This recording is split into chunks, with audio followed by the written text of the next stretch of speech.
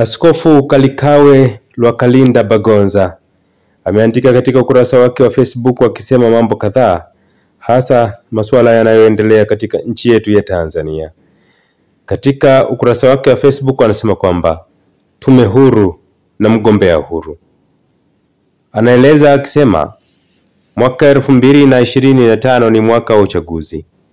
Kama uchaguliwi basi unachagua. Kama hupigiwi kura na hupigi kura, lazima kuna sababu inayokuzuia. Kuna watu wengi wanaruhusiwa kupiga kura lakini hawaruhusiwi kupigiwa kura. Wana haki ya kuongozwa tu lakini hawaruhusiwi kuongoza. Watu wasio na vyama ni wengi kuliko walio na vyama. Katiba yetu haitaki kujishughulisha na tatizo hilo. Mtu una haki ya kupiga kura lakini huruhusiwi kupigiwa kura. Watu wanalazimishwa kuwa watumwa wa vyama vya siasa. Anaendelea akisema vyama vyote vinavyoshiriki uchaguzi mkuu huu vimetanguliza tamaa ya kupata madaraka bila kujali kundi kubwa linalopiga kura lakini haliruhusiwi kupigiwa kura. Hii ni kasoro kubwa sana. Baba wa Taifa katika hotuba yake ya kustaafu wenyekiti wa CCM mwezi Agosti mwaka 1990 alituonya hivi: lakini ni vizuri nikasema pia kwamba kwa maoni yangu hatuwezi tukaamua kuacha mfumo wa demokrasia ya chama kimoja na tukajaribu mfumo wa demokrasia ya vyama vingi, kwa matumaini ya kwamba tukikuta kuwa mfumo huo hautufai basi tutarudia tena demokrasia ya chama kimoja. Tutajidanganya, haiwezekani na ni vigumu kabisa. Ukimwacha mkeo ukaoa mke mwingine na ukagundua kuwa huyu wa pili ni balaa, ni vigumu kumrudia mkeo wa kwanza. Demokrasia ya vyama vingi ikitushinda, mfumo ambao ni rahisi kufuatia utakuwa ni udikteta wa mtu mmoja au utawala wa kijeshi. Bagonza anaendelea kwa kusema unabii wa Baba wa Taifa unaelekea kutimia. Ndani ya vyama vingi vya siasa kuna changamoto nyingi, na demokrasia ndani ya vyama vyote ina hali mbaya sana. Viwango vya umakini vimeshuka sana katika vyama vyote. Katika miaka ya hivi karibuni kumejitokeza jambo la ajabu ambalo ni la kuwakatisha tamaa kabisa wananchi kushiriki katika mchakato wa uchaguzi. Kiwango cha wanasiasa kuhama vyama vyao na kusababisha ukiukwaji wa katiba na ustaarabu wa Kitanzania kinatisha. Dalili zake ni hizi: 1.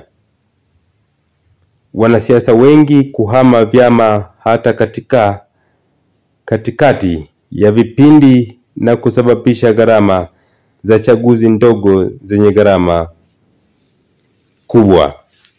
2. Idadi ya wapiga kura inashuka sana kwa sababu ya watu kukosa imani na mifumo ya uchaguzi. 3. Watu wengi sasa wanaamini upigaji kura si muhimu kwa sababu wanaoamua matokeo ni wanaohesabu kura na kutangaza matokeo. 4. Vyama vyote ikiwemo CCM vinaingiliwa na kudhibitiwa na vyombo vya dola katika shughuli za kisiasa, tume, msajili na polisi. Udolalishaji wa siasa umepunguza hamasa ya watu kujihusisha na siasa ikiwamo kupiga kura. 5. Matumizi ya fedha katika chaguzi yamesimika kutowezekana kwa mtu maskini kushinda uchaguzi wowote, wa haki au usio wa haki. Changamoto hizi 5 zinadhihirisha mambo mawili ambayo yamekuwa kilio cha Watanzania kwa muda mrefu bila mafanikio. 1. Hitaji la kuwa na tume huru ya uchaguzi. 2. Mgombea huru. Bunge letu linavunjwa wiki ijayo.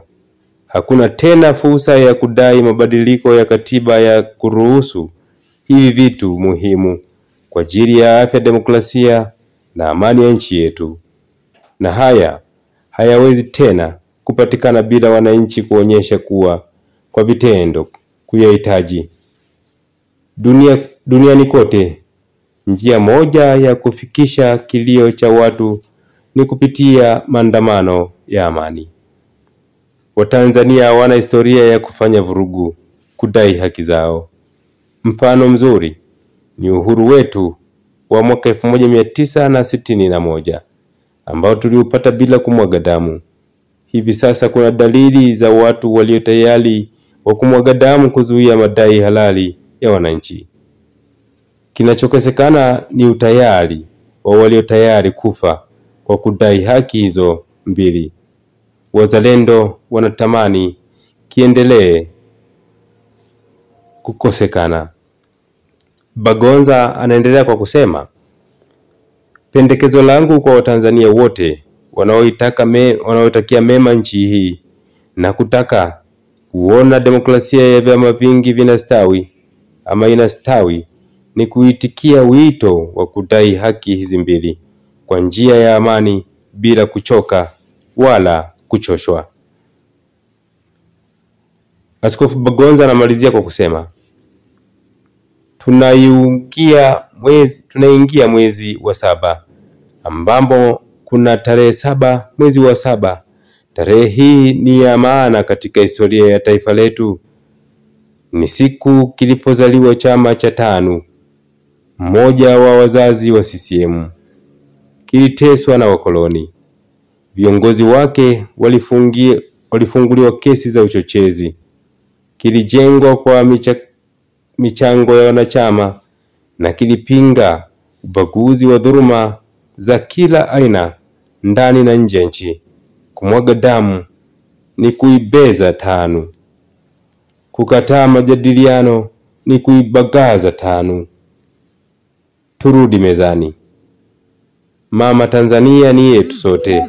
Mungu ibariki Tanzania.